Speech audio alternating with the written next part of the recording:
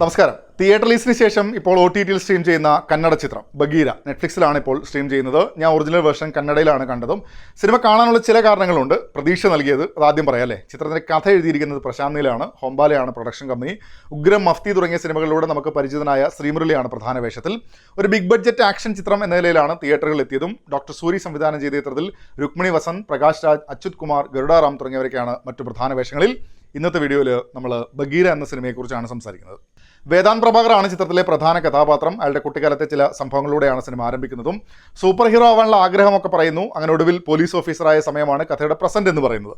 അച്ഛനെ പോലെ സത്യസന്ധനായ ഒരു പോലീസ് ഓഫീസർ ആയിരിക്കണമെന്ന ആഗ്രഹത്തിലാണ് മുന്നോട്ട് പോകുന്നത്. അങ്ങനെ ഒരു പോലീസ് ഓപ്പറേഷൻ്റെ ഇടയിൽ വേദാന്ത് മനസ്സിലാക്കുന്ന ചില കാര്യങ്ങളും ആ തിരിച്ചറിവുകളിൽ നിന്നും മുന്നോട്ടുള്ള യാത്രയുമാണ് ബഗീര എന്ന ചിത്രം പറയുന്നത്. കഥ എന്ന നിലയിൽ നോക്കിയാൽ 90കളിലൊക്കെ കണ്ടിട്ടുള്ള കഥകളെ കുറച്ചുകൂടെ ഗ്രാൻഡായി ഇന്നത്തെ കാലത്ത് പറയാനുള്ള ഒരു ശ്രമം എന്ന നിലയിൽ മാത്രമേ തോന്നിയുള്ളൂ.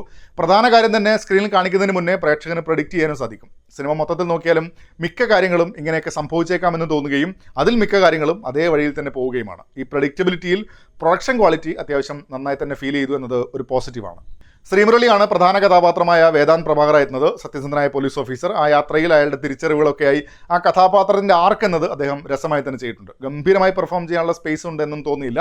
ഉള്ളത് നീറ്റായി തന്നെ ചെയ്തിട്ടുണ്ട്. ആക്ഷൻ സീക്വൻസുകളും കൊള്ളാം. പിന്നെ ഈ സൂപ്പർ ഹീറോ പരിപാടികൾ എന്ന നിലയിലൊക്കെ കാഴ്ചകൾ സ്ക്രീനിൽ വരുമ്പോഴും രസമുണ്ടായിരുന്നു. രുക്മിണി വസന്താണ് ചിത്രത്തിൽ നായികാ വേഷത്തിലെത്തുന്നത്. പലപ്പോഴും റെലവൻസ് തന്നെ നഷ്ടപ്പെട്ടു പോകുന്ന അവസ്ഥ കൂടിയായിരുന്നു. അച്യുത് കുമാർ, പ്രകാശ് രാജ് തുടങ്ങി വില്ലന്മാർ വരെ മിക്ക ആൾക്കാരും ടെംപ്ലേറ്റഡ് റോളിലായിരുന്നു. ആയതിനാൽ മിക്ക കാര്യങ്ങളും ഇനി ഇങ്ങനെയൊക്കെ ആയിരിക്കാമെന്ന് നമുക്ക് തന്നെ ഊഹിച്ചെടുക്കാൻ പറ്റുന്ന അവസ്ഥയും. ടെക്നിക്കൽ സൈഡിൽ അത്യാവശ്യം നല്ല ഔട്ട്പുട്ടാണ് സിനിമ സമ്മാനിക്കുന്നത്. പ്രത്യേകിച്ച് ആക്ഷൻ സീക്വൻസുകളിൽ പശ്ചാത്തല സംഗീതവും കൊള്ളാമെന്ന് തോന്നി.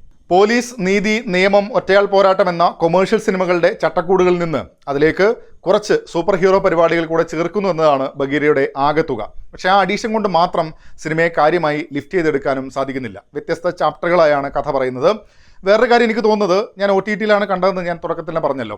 തിയേറ്ററിലായിരുന്നെങ്കിൽ കുറച്ചുകൂടെ ഇഷ്ടപ്പെട്ടതിനെന്ന് തോന്നുന്നു. മൊത്തത്തിൽ ആ ഒരു എഫക്റ്റും കാര്യങ്ങളുമൊക്കെയായി ഒരു ടൈം പാസ് എന്ന നിലയിൽ ചിലപ്പോൾ എനിക്ക് വർക്കായേനെ എന്ന് തോന്നി OTT-യിൽ കണ്ടു കഴിഞ്ഞപ്പോൾ.